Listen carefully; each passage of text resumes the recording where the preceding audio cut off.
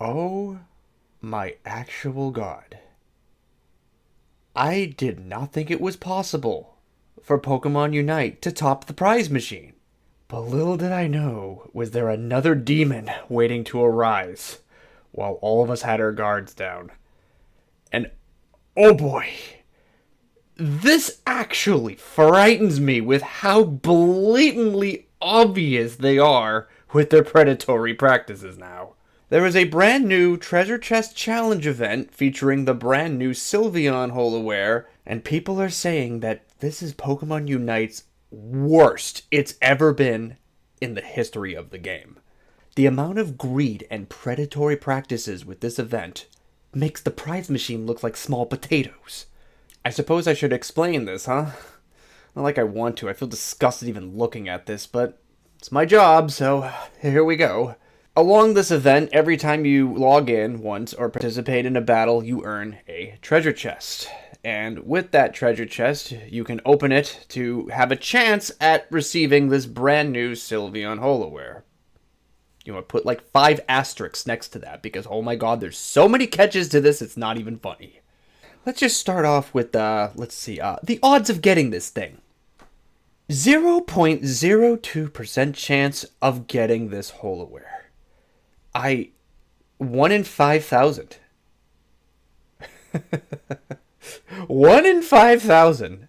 Now, of course, there's other ways to obtain this Holowear as well. If you notice that there's some coupons that you earn over time, each by opening up more of these treasure boxes. And if you somehow accumulate 300 of them, you can just outright get the Holowear then. But of course, they had to make that impossible too. Not only is the Sylveon Holowear over ridiculous, and the odds might as well not even be there, might as well just be a you ain't getting it % at this rate. But the odds of getting tickets is little to none as well. Okay, you're guaranteed to get 3 of them. But even so, if you're the most unluckiest person on the planet, you're opening 100 of these treasure chests. And no, they're not cheap. They're not cheap at all. Sure, you can wait the 24-hour cooldown to open up one of these chests. Or you could just spend 144 Aos gems just to do that. That's the equivalent of $3 a pull, by the way, if you're really that impatient. Because this is a limited time event. You can't just open up one a day and eventually get it. Oh no. You only got 20 days. Well, as the time of recording this video, it's probably more like 15 or less. So, obviously, your chances are pretty slim. Thinking that, hey, even on average, if you accumulate all the tickets over time, because you have about like a 40% chance-ish of getting it, so you have to factor in XYZ, yada, yada, yada. Let's just even round it down to like 40 to 50 chests on average to get this Holowear. That's so ludicrously expensive. The levels of RNG is so astoundingly low. It's like they're trying to pass this off as a grand event with fun prizes and whatnot. But unless you're specifically going for the Holowear itself, all of the other prizes are worthless. Let's be real. If you're a whale, you have Aos tickets and item enhancers out the ass, and everything else is completely worthless to you. So the only thing you're gonna go for if you participate in this event and shell out cash is the Holowear. And oh, I'm not even done yet. You think that what I just mentioned was bad? Oh, it gets even worse. Did you notice that what I showed was a tier 4 treasure chest? Yeah, the treasure chest with the Sylveon Holowear inside and the respective tickets is not even guaranteed.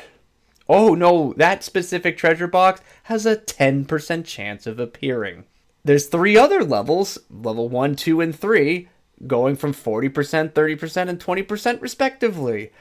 So, you have a 10% chance of getting the correct box on top of the ridiculously low odds that the box has the Holowear in. Oh boy, multi-layered gambling. How do you come up with this stuff? This literally just blows my mind with how outrageously egregious this is. Oh, and you bet your sweet behind they have a way to upgrade the chest with Aos gems as well. I've done some outrageous math, and I will just skip all the stupid fluffy details and get right to it. If you are looking to get this Holowear as quickly as possible and you do not factor in waiting for the 24-hour cooldown at all, we're looking on average, and I wish I was joking when I said this, anywhere between $120 to $150. You know there's a severe problem with this event/system. When you're literally beating the prize machine's greed by over 3 times. And remember, what I said was the average amount. There's been reports on various Reddit and even Twitter that people are spending over $200 to $250 just to obtain this Holowear. I would say I feel bad, but a part of me kind of believes that you deserve it. No offense. You should see a system like this and think, absolutely not. I ain't touching this with a 10-foot pole. But that's the thing. The other part of me doesn't blame them because, well, this system is literally designed to take over people's minds and just keep dumping money over and over again. And I've heard the argument, hey, if they want to make this Holowear expensive because of all the animations and extra things it has, why not just have a $100 price tag attached to it? Or heck, even $150 or however much just outright. Well, I know the exact reason. The reason is because they don't want this Holowear to look like it costs $100. They want people to have the false sense of belief that they can get it much cheaper. My example is those couple of people that actually did get lucky and posted their amazing luck on Twitter and Reddit. I'm trying not to be, like, rude, but you are absolutely not helping the case. Sure, you may have God's fortune on your side and you obtained it in maybe like $20 or something. Or heck, maybe you even got it for free. Who the heck even knows? Even still, getting it for free is a 1 in 50,000 chance. So, give me some of that luck. But the reason why I say that is a problem is because when you post stuff like that and your amazing luck, you are giving so many other people the false sense of hope that they can do the same exact thing you did. And more often than not, they ain't going to be that lucky. They're going to be the people that spend the $250 instead of the average amount. But again, it's like this by design because Tencent does not want you to know exactly how much you're spending. It's just, oh, a couple of gems here to upgrade a couple of chests that I have. Oh, and maybe just speed up the timer once, maybe twice, maybe 3 times. It's all these little tiny purchases that they don't want you to think how much you're spending all at once. They want you to have that false belief of, oh, I'm not spending that much, until you look at your bank statement and go, not even joking on that. It's happened with many people I know. Like, I want to yell, like, really bad, but, like, I just can't. I'm actually kind of not speechless, but I'm just so mortified at this. And unfortunately, it's not going to get any better. And you want to know the reason why? The Chinese audience. Tencent is building Pokémon Unite specifically around the Chinese players. And over there, this is just the norm for them, unfortunately. So basically, stuff like this is going to be in the game from this point onward. So if you don't like it now, you got like 2 options. Just fight against the sunk cost fallacy and just quit while you still can, because this game probably won't be nearly as enjoyable as it was several years ago. Or you're just going to have to adapt to the fact that this game literally is built for the richest of the rich. It's like a VIP club, like a country club, or a VIP membership to a casino. Yeah, more like that one. So if you're not part of it and you're the free-to-play, well, screw you, you're not important. And speaking of not being important, going back to my previous video of Belgium and the Netherlands, I've heard another argument where, why don't you just make a special version of the game that cuts out like all the gambling and the nonsense specifically for them? Why would they care about those regions when they're not going to make nearly as much money like they will in China? Basically, what they said is, screw you guys, you're not important. We got the Chinese players. That is the reason. It's absolutely pitiful. But unfortunately, the people running Pokemon Unite now, they see this as a way to milk all of the Pokemon fans for everything they got. This isn't even a MOBA game anymore. This is now just a casino with a little bit of a MOBA minigame in the background. And it sucks. All I can say this, and I know I'm going to sound like an arrogant prick when I say this, but I'm not ashamed to say it. I told you so.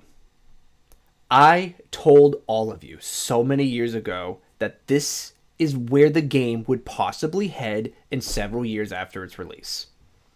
Back in 2020, I said, oh, it's a MOBA game, it's Tencent recipe for disaster. And people thought I was crazy.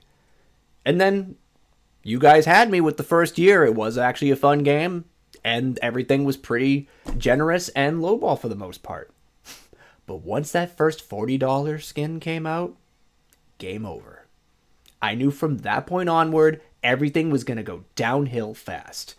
And after that, what did we get? The paid subscription. Then after that, what did we get? The prize machine, equivalent to gambling. And now what do we have?